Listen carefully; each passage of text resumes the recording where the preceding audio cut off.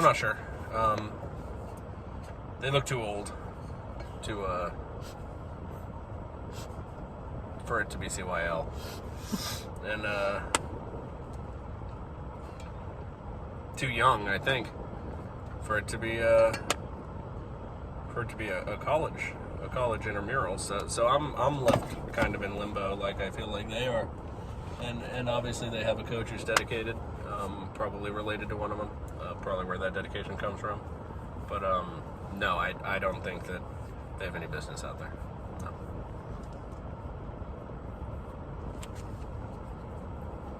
Killer instinct, I think.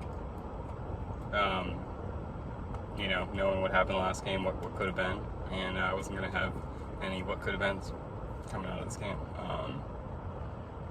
I'm here to play. I'm here to play hard. I'm here to do everything I can to come out on top, and if that means I'm scratching and clawing, if that means I'm hitting threes from 30, 40, 50 feet away, whatever I have to do, it's help the team.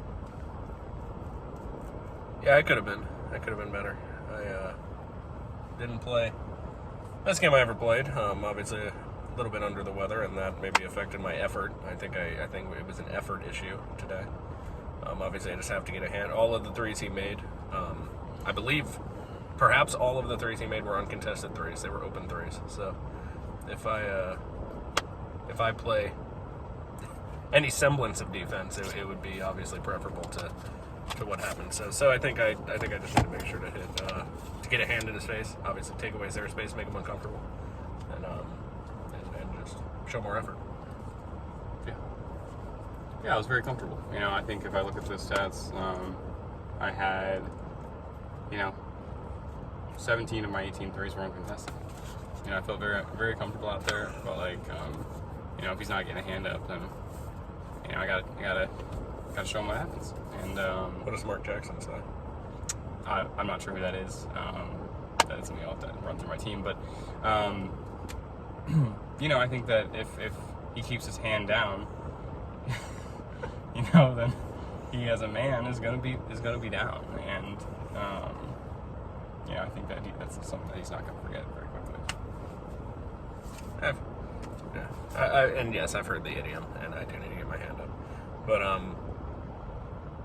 looking at this is just the amount of plays I played defense versus just stood there.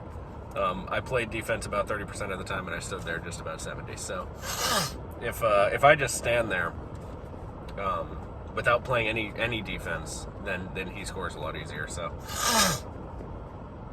I need to make sure that I play better defense. He called me what?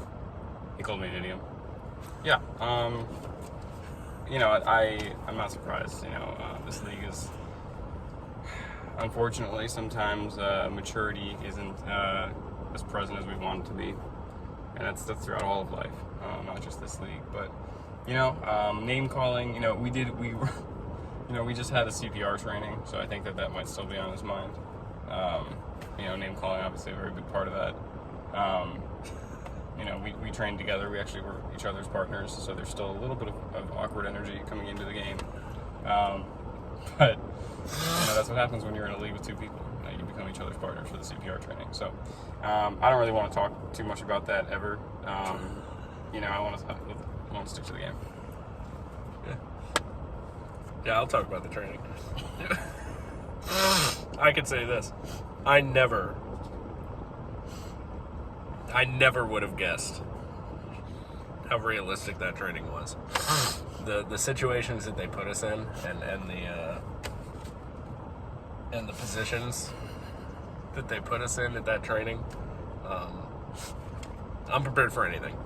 And obviously to go through the realism of oiling me up so I'm slippery like I would be if I was drowning and clammy, like just those little things like that, like him taking off his clothes so that just like he would if he had to save me from water so he could swim faster, just those little aspects, and obviously just like the hyper focus on the small details to make sure that life is saved, using a lot of tongue to make sure that you open up the airway and make sure that everything is getting in there, obviously name calling to make sure that constricts his veins and things like that by calling him those obscene and taboo things.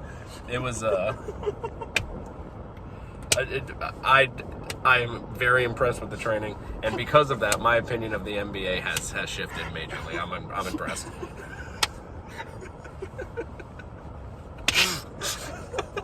Thanks, guys.